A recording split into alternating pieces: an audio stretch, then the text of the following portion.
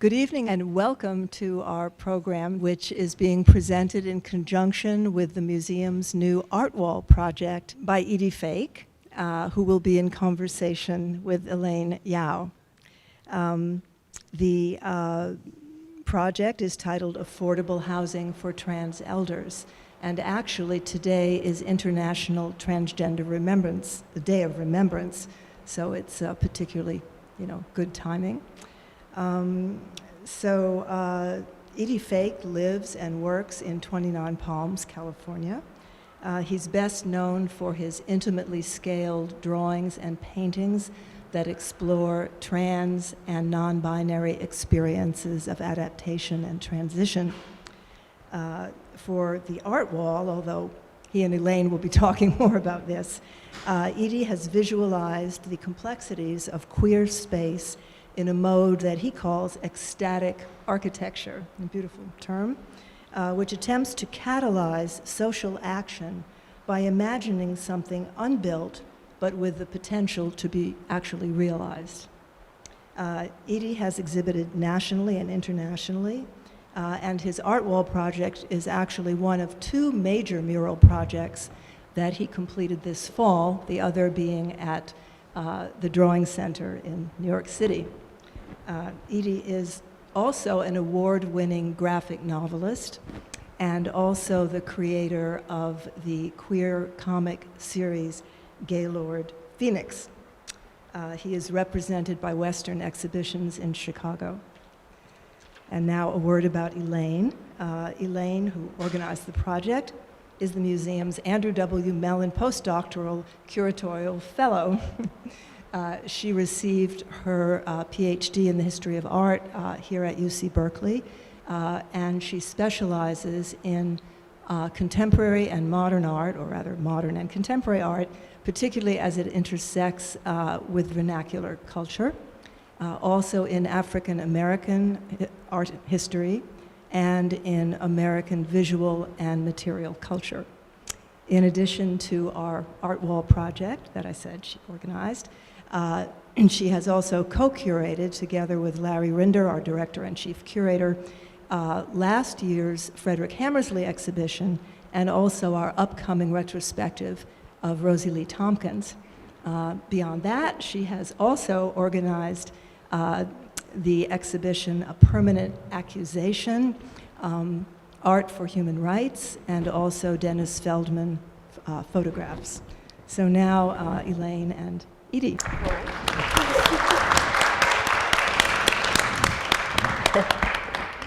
Thank you so much, Sherry. Edie, it is such a pleasure to be here with you tonight because I know early on at the beginning of this project, or even before you came to start, you were invited by our exhibitions chief to come meet the wall. Yes. Right?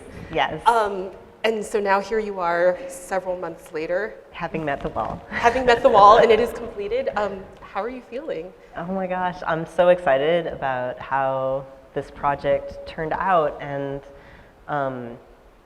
kind of making this leap from kind of intimately scaled paintings that I was fascinated with how that scale kind of like hypnotizes the viewer into the world of the painting.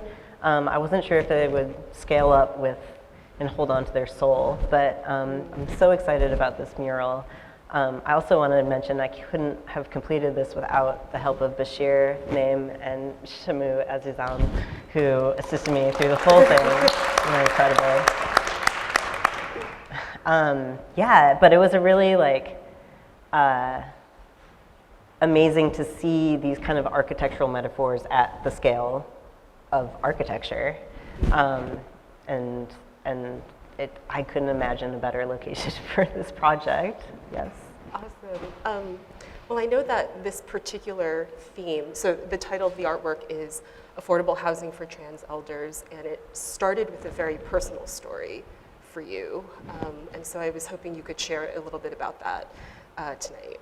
Yeah, so during the planning stages of this, I had just been helping a friend of mine out in the desert named Ren, who is gender nonconforming and getting older, deal with like precarity around their housing and looking for housing with them as they're aging and trying to find something that is stable and that they can support themselves and afford and feel safe and at home with. And during that process, they were running up against a lot of barriers. Some of them through like the compounding of just like general like prejudice against trans people throughout their lifetime and things that hold people back economically and like through perceptions in the world. So that had me thinking already about this kind of precarity and vulnerability that exists in the trans community. And the housing crisis, of course, in the Bay Area is a lot more extreme than it is in the desert. And I thought this would be a good place to talk about kind of imagining a space that was not only necessary, but also bringing kind of excitement and joy to that space too, like making it, maybe I'm starting to overuse the term, but an ecstatic architecture, like an architecture that's worth celebrating and imagining yourself into and imagining the people you care about in. And so that was kind of the root of this project and where it grew from. Yeah, thank you. And I love that you use that term joyous, because I think it comes through so clearly in the color palette and just, I think the way that you're manipulating pattern and design in the artwork. Just before, there's so much to say about it, but I was hoping, could you maybe just talk us through a little bit of your thinking in the design elements? For example, I think we can see some sort of suggestions of windows and doors, but there are also a lot else that doesn't quite add up. So yeah, could you maybe talk about some of the elements and your thinking? Absolutely. So, there's some stuff that for like the palette of the art wall, like I started very, maybe almost too basic with like, just like looking at pride flags, but trying to translate them through like going to the hardware store and looking at all the oops paint and seeing what colors were there and trying to make a rainbow out of that. And it ended up making this kind of, I think it made a color palette that was based on like, oh, this is what we can do with what's available, versus like just like directly translating those colors. So that kind of was where the sort of rainbow color scheme of it came from. But also I've been working a lot with kind of shapes that wind around and wind through each other, and I kind of see that as this element of the way that lives intersect in community and kind of pass through each other, meet up with each other in different places, and take on these different configurations. There's some parts of the mural that where the design, I was really trying to foolproof it against myself to make sure that even if I messed up on the measuring, like it would still we could still accomplish it. Like I was like, even if it's messed up, this line can still get drawn. So there's these kind of like areas of wiggle room in the design that aren't necessarily like the places that have the windows or doors in them. Like this triangle spot up on the top floor that I was calling the balcony, even though it's like, I don't know if it's a balcony, but it is, and then this like little kind of curve down here are some of my favorite parts of the design, where kind of the architecture of it falls apart and it becomes this more just kind of weird space and like free space, and that it like those are elements that I was like, that's where if it has to like squish or expand, that's where it can do it. And so I think these kind of like almost the breathing room in the design is my favorite part. Okay. Or like kind of the architecture that I think has like the most potential or wildness to it. Oh, I love it. Thank you. Yeah. I want to circle back to that idea of ecstatic architecture that you brought up just a moment ago, because that to me is sort of where I think the queer inflection comes into the design.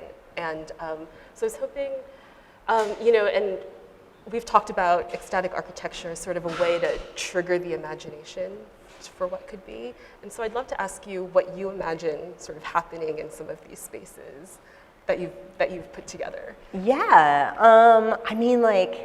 I think that was one of the most fun questions you've asked me before, and like I I do see a lot of like, I see like conversations and parties, like I see people like finishing their novel, like, you know, I think it has the potential to be like a really sexy space, and like I hope people are like hooking up with each other. Like I think like maybe there's some gossip too. Like, I mean, I hope people also feel like they can imagine themselves in their own communities, like involved inside this space too. And I don't know. I've often like there's not.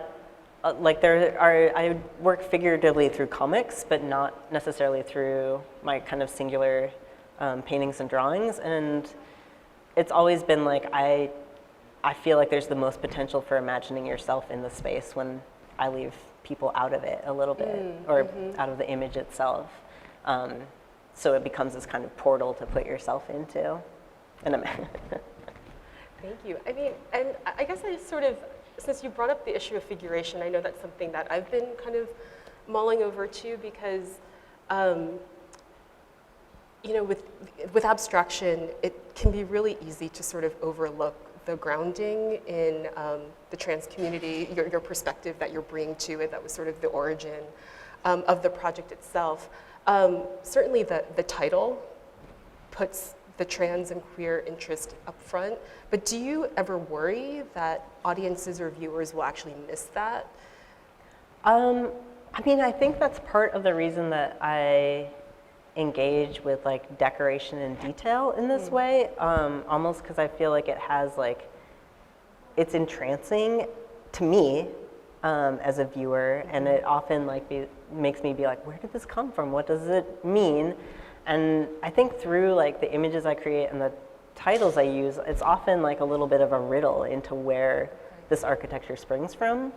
And I think that part of like understanding myself as a trans person is about creating language, and some of that is done through visibility for me, but other parts of it are more abstract and kind of talking about either a feeling or like a social need, or like kind of like how a relationship works and puzzling through that. And so I think these kind of abstract forms kind of help me sort out a language that I don't have words for necessarily. Gotcha. Okay. So it does, sometimes I'm like, oh, why is it, or I've had people being like, but why is it queer? And, you know, like, sometimes it boils down to like, guess I say so. But, Right. I mean, I really do feel like I drew this from the point of like, I want this to be for like a community of trans elders to feel like they have a home, and like, how would I design that? And how would I design that for myself as I age too, you know, like, yeah. Thank you for Yeah. that. That answered the question, right? No, absolutely. Maybe just in like looking backwards in terms of your body of work, because you know there is obviously a lot of architectural reference, and architecture is the metaphor here, but this is not the first time you've worked with architecture. So could you talk about memory palaces a little? Yes. I even have a few little images of work I've done in the past. Let me see. So the work that I feel like this is most closely linked to is a series of paintings and drawings I did called Memory Palaces, which kind of I started when I moved, I kind of landed back in Chicago like in 2009, about a decade ago. And I really felt like this queer history kind of coming up from the street in a lot of ways, but not a lot of physical traces of it. I was like, where is this based? Where is it rooted? And kind of, I'm not the best researcher, but I worked at a bookstore and would find like old gay magazines would have these ads for old bars and things. And one that really captivated my imagination was this one called the Virgo Out, because I'm a Virgo, and it had a really beautiful logo of like a chain with the zodiac in it. I was like, where's the Virgo Out? Who's running this? And it doesn't exist anymore. It's totally like knocked over, paved over, wasn't there. But it really captured my imagination in this way that I was like, oh, like these like meeting places and these like gathering places for queer community are like maybe not historic in the traditional sense, but have this potential energy that exists into the present and like lets you know that people came before you and were like freaks before you, you know, like, and like, you know, freaks in the best sense of the word, not in like, like being like, yes, freak. Yeah, I started doing these kind of drawings that were based on all these kind of like fabulous rinky-dink aspects of Chicago's architecture and creating like reimaginings of those buildings. So this is the Virgo Out reimagined. I think I have a couple more. Chris Studios was like physique photography that, yeah, like gay male physique photography that happened in Chicago that I was like, well, let's make this space. Like, and Sappho was a club in the Vice District in like the 30s, I think. And just trying to like imagine all these like fabulous like aspects of architecture coming together for a queer purpose, and what is queer space and like how does queer space get made. And then kind of as that series went on, it came into more like imagining queer space in the abstract, or using architecture as like a metaphor for like queer relationships and queer community, and like, I don't know, puzzles, I do know, puzzles about like trans identity and resolving the body, and like, yeah, so I started doing more, like just using architecture as a form to kind of visualize queer space, and by visualizing it, trying to make it more present in the world. And do you imagine, I guess, let me just try to think how I'd form my question. Do you ever imagine that puzzle or the riddle of queer space, or I think you've used this phrase before, the paradox of trans bodies. Do you ever, in your imagination, it resolving, or is sort of your artistic practice just sort of constantly about, as you said earlier, seeking out a new vocabulary, or forging and kind of trying to discover and occupy these different corners and edges of things? Yeah, I mean, I think that there's like this complexity to parts of trans identity and gender nonconforming identity that defy explanation that we have in society right now. And so that's kind of what I mean when I use the term paradox. But also, like, I think, you know, like some of it is just like circular thinking. I remember a drawing I did called The Fitting Room that was kind of about like mirrors that reflect themselves endlessly, and I was very much like, I was kind of re-engaging with medical transition at the time, and being like, oh, like, I don't quite feel like fully like a binary transition is happening for me. Like, I'm not transitioning from being a woman to being a man in any way. Like, it was very non-binary, but it ended up being these like very like things that reflected back on themselves when, especially when engaging with like doctors and kind of like medical transition, aspects of medical transition and like hormonal transition. And I ended up like feeling very conflicted about it. And then I made a lot of drawings that have a lot of conflict in them and a lot of like kind of impossible architecture, because I was like, I don't know how this is gonna resolve itself. So things that almost seemed impossible. And then like kind of, I mean, when I step back from it also, I'm like, but also I exist in the world and I hold this body and I hold this space. And like, I know people who also like hold like non-binary bodies and spaces, and like, that's our place in the world, you know, like that's like, we're here too and we've been here. Like, so I think just acceptance of that, like that it's paradoxical to society in some ways, but that it is here and that's a reality. Living in the moment. but like seeing it as a whole and as something that exists rather than like a conflict between genders or something. Got it.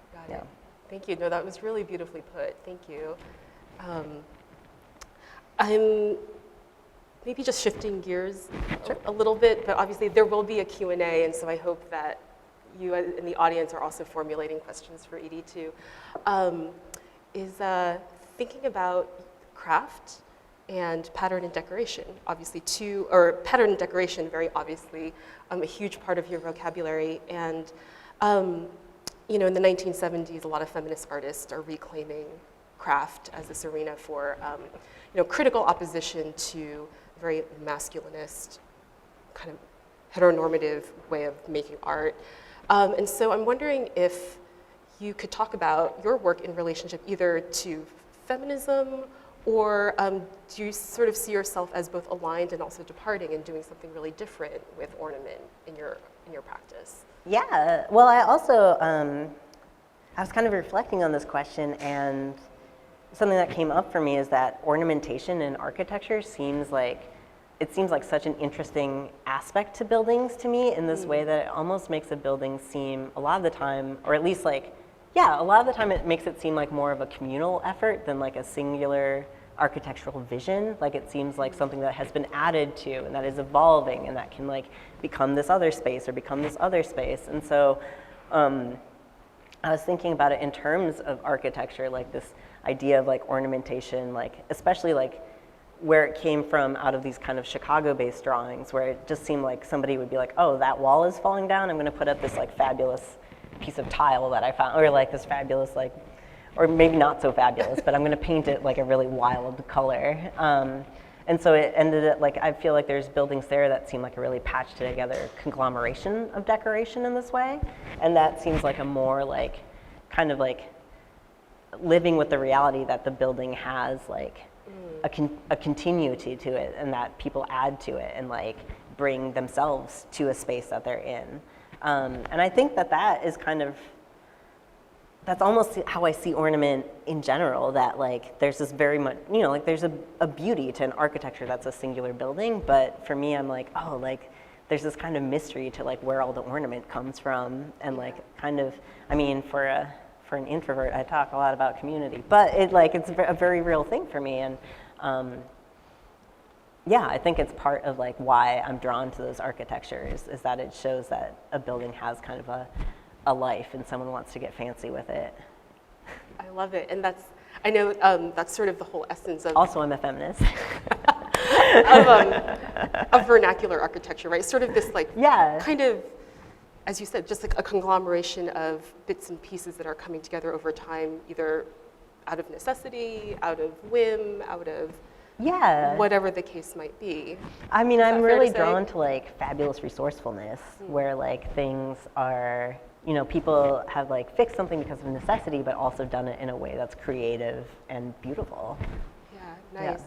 And I have to, does that also include when you said really early on in our conversation, being in the hardware store and looking at oops paints? Yeah. Is that what that is? I was going to ask you what that was, because I had no idea. Yeah, so oops paint is just paint that people have returned and been like, that color is not the right not quite right. color. Yeah, exactly. Like that didn't turn out so well. And so you end up with this like hardware store like pile of paints that are a little unloved, but also on a serious markdown. Yeah. Nice. Well, so currently you live in the desert. I do. You've transitioned from Chicago. Did a stop in LA. Yeah, and now you're in the desert. What is the architecture like there? Does that is that sort of, I guess, something that's in your consciousness while you're currently, some of your current projects, or is it just a really completely different environment that's sort of taking you into a different space? I mean, I don't think that the architecture of the desert has a direct relationship to the work I make, but I do realize that there's, things are built very small out where I live because it's rural, and things are falling apart there too. So there is this kind of resourcefulness there that I'm also drawn to. And it is also like, you feel the water crisis in California there in a way that you don't other places. And you feel like when it's hot there, it's hot. Like you feel like that we're living in a warming world. So it really puts some of the larger issues, I think, in my mind and puts them deeper into the work of like what we're gonna need to do to get through this future we're rolling towards. And I also think that in a way, it has like let me know that it's okay to let go of architecture a bit. I mean, you know, like Mother Nature just kind of like is beautiful and extreme there in this way that I'm like, oh, like she kicks my ass. Like I don't need to make art. Like she's got it down. You know, like it's. But I do need to make art. Like it fuels me in this way to know that like there's this perspective. I'm like I'm a person on a planet and not just a cog in a capitalism. Yeah. So that has been very beautiful for me living out there to kind of keep that in my head as I work, and push me also. And also kind of in the paintings I've done have gotten very much, they hang on to these architectural structures, but have gone much more into kind of this abstracted like version of my own body. So it's changing the paintings for sure. It's changing what is relevant for me to paint. Yeah, thank you. Yeah. Thought I'd go ahead and transition to any audience questions. We have plenty of time, so I really welcome you all to interact with Edie. Oh, and please wait for the mic because we are recording this. Comments, questions?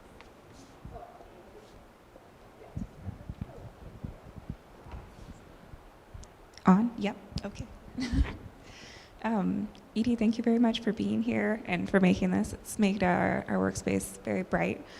And I'm curious because you focus so much on queer spaces, if you plan at all on diving into the interior, because I feel like a lot of what I've seen has been like the exterior architecture, but I feel like home is so much of a safe space, but that's more personal, I guess, and not as much communal. Yeah, and I think that, I don't know, I think it's something that I'm learning as I'm painting, and that like interiors are creeping more and more into my work. Like I'm drawing doors that are open sometimes now, believe it or not. But I think it is like, it started so much with like, putting up these facades as like an inspiration for activity and community to kind of gel around. But I agree, like what matters is the interiors of that, and to have that be like an imagined space, I think is important, but also like I'm interested in delving into like the visualization of interiors. And as my work becomes more about trans bodies and my trans body, the interiors are like coming out to play in this way where I'm like, oh yeah, so I think I want some interiors to be like a collective imagining of what's inside, and but like I'm also like, oh, it's time to explore, like, you know, if any time is the time, it's now to explore what's inside these places.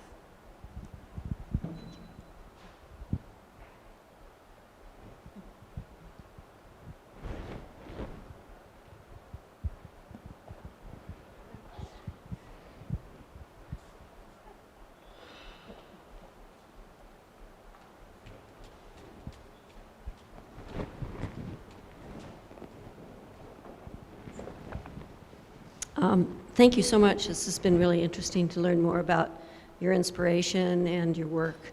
I'm wondering if you could talk a little bit about your influences from perhaps either from schooling or from artists that you admire and that you have either drawn inspiration from or think about as you develop your own work. Yeah, so I remember like, I grew up outside Chicago, and so the kind of movement of Chicago imagists, like the painters around that kind of school and style, seemed very present in the public art of Chicago in the 80s. And I remember that really like shaping how I thought about kind of painting and play and ideas. So painters like Christina Romberg and Roger Brown I think really influenced me as a young person and continue to today. And then, yeah, through working in comics a little bit, I kind of love sort of, I mean, I also am really drawn to art that's like a bit more like loose and wild than my my own measurements. But yeah, I mean, I look at a lot of comics. It's always the like, kind of like scrolling through my Rolodex of like, who's on the bookshelf. Maybe I'll come up with some names as we go through the conversation, just kind of blurt them out like as the and furthermore.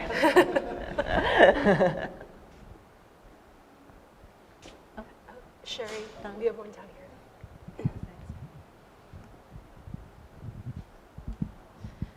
Hi, Edie. Thank you Hi. for being here. This is a beautiful wall. And like Lucia said, it just makes our workspace so amazing. So we're happy to have it. Thank you. I have a question about whether or not you had any reservations about the project because of the impermanence of the art wall. It's only going to be here for a certain time period, and if you thought about that, loved the idea of not having it permanent, or if there were reservations on your part. I thought that not having it be permanent really it took a lot of pressure off of it.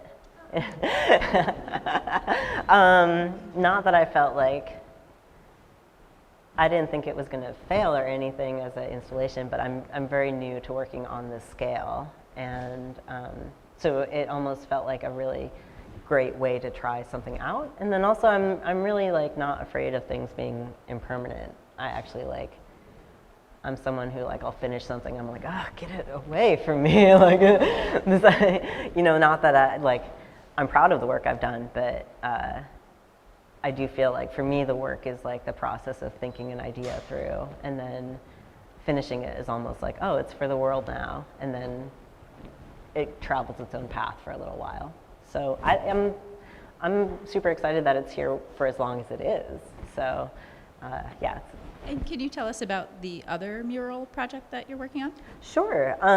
That one opened at the Drawing Center last month in New York. So if you're there, please check it out.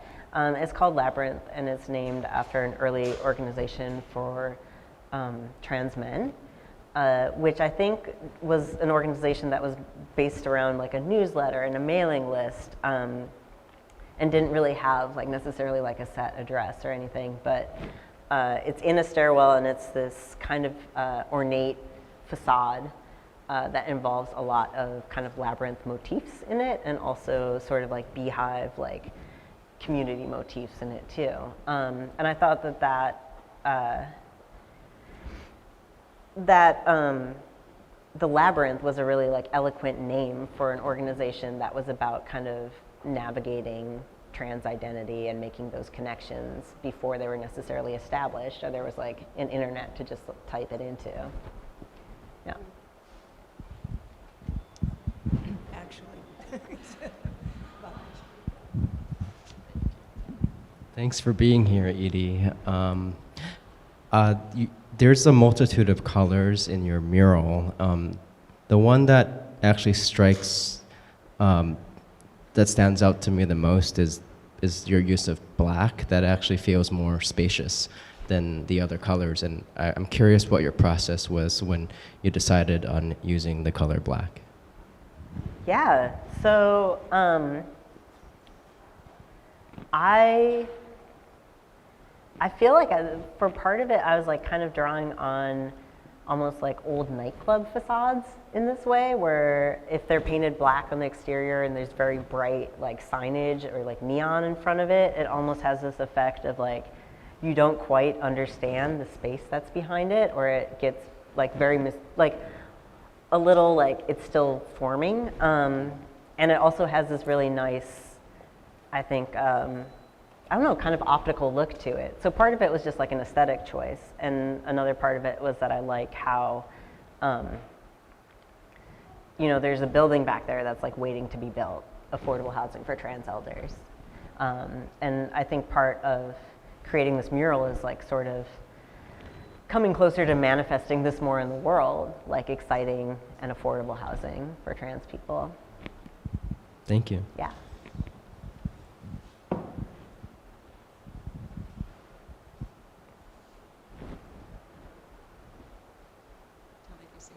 Are we good to keep going with questions? Yeah, we're good to go. Oh, I think it was Karen right down front. It's just full of questions. Kind of to touch on a question earlier about your influences, by chance, did you ever watch Foster's Home for Imaginary Friends? Because I keep thinking, I didn't think about it till just now, but your work reminds me so much of that show. no. Okay, you should see it. But It's I great. will see it, yes. It's a cartoon.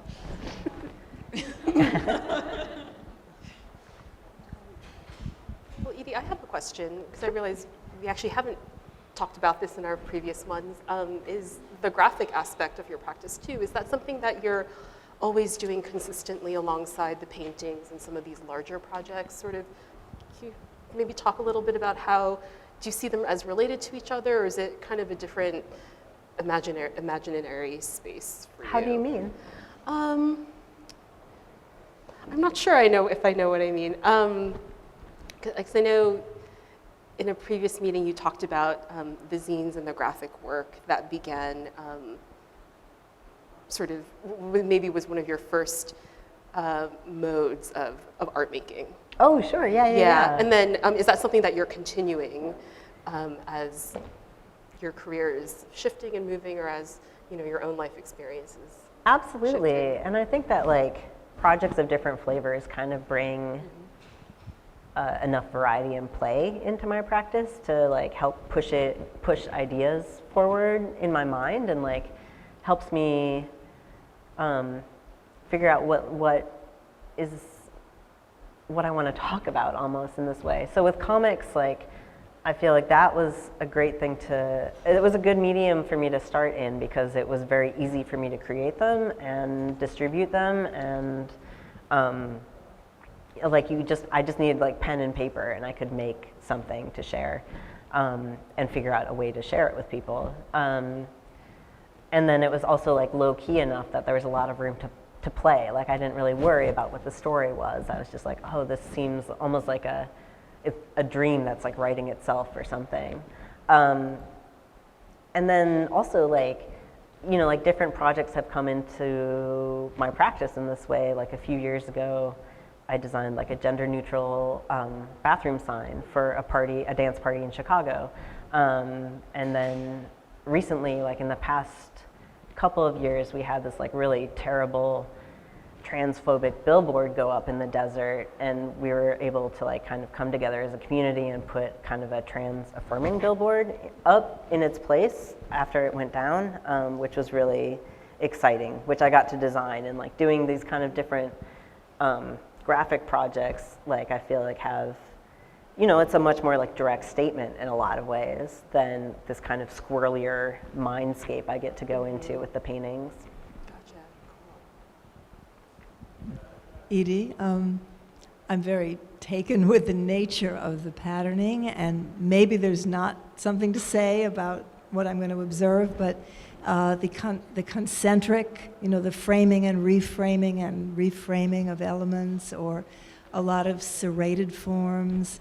I'm just wondering if you have something to say about that, or whether it's just your intuitive, Yeah, I mean, like, I kind of as we were saying earlier, like, I feel like the shape of this mural came up with like trying to find different ways of making shapes that would also be like pretty logical to convey to the wall, but also like I've been working a lot with like shapes that kind of wind around each other, and I really do see it as like the idea of like different lives moving through each other, and then these kind of like swaths of pattern, like just maybe someone with like an extra fabulous look almost like being in the mix, like and so I almost see like the kind of like winding lines as bodies and as a community of bodies, but that's also from you know, Edie's brain, or I don't expect the viewer to come in and be like, that looks like community to me. But that's kind of where I source that from when I'm sitting at my desk and drawing it out. Thanks. Anyone else? No? The more questions, the more you're going to hear. So. I know a few jokes too.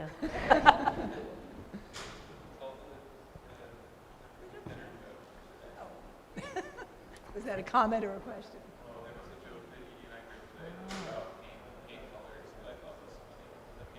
Do you want to tell it or no? It feels like stealing someone's joke.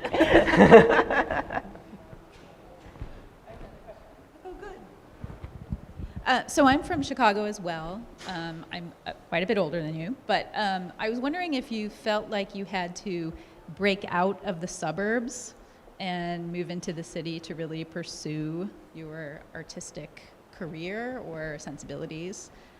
I grew up in the suburbs as well, so I'm just wondering. Yeah, I grew up with kind of a hostility to queerness, so I think I knew pretty early on that I had to kind of break out of where I was coming from. And yeah,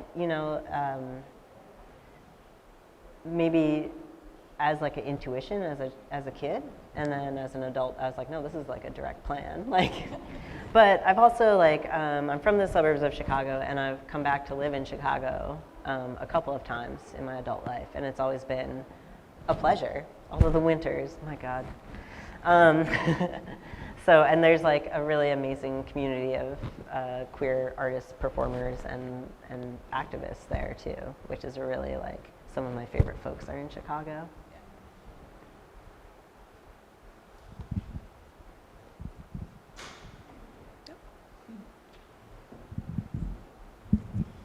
Hi, I'm curious to hear how much of this piece is responsive to this existing architecture, or if there's a sort of distinction that you drew between this space and the space that's imagined within this. So I think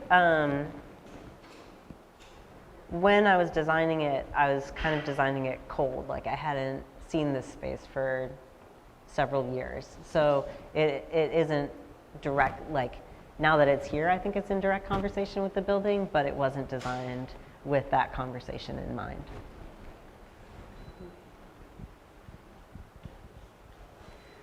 But I will say, that said, just the other evening, I was walking just down Center Street, and it was just such a pleasure to see your mural behind these glass windows. It was, in some sense, it really was responsive to the existing building in a really unexpected way.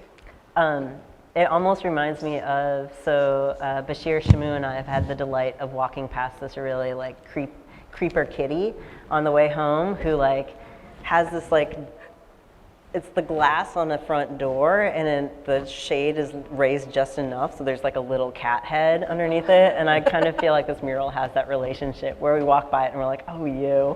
And like I've been walking by the museum after it's finished and being like, oh, you. Peeping.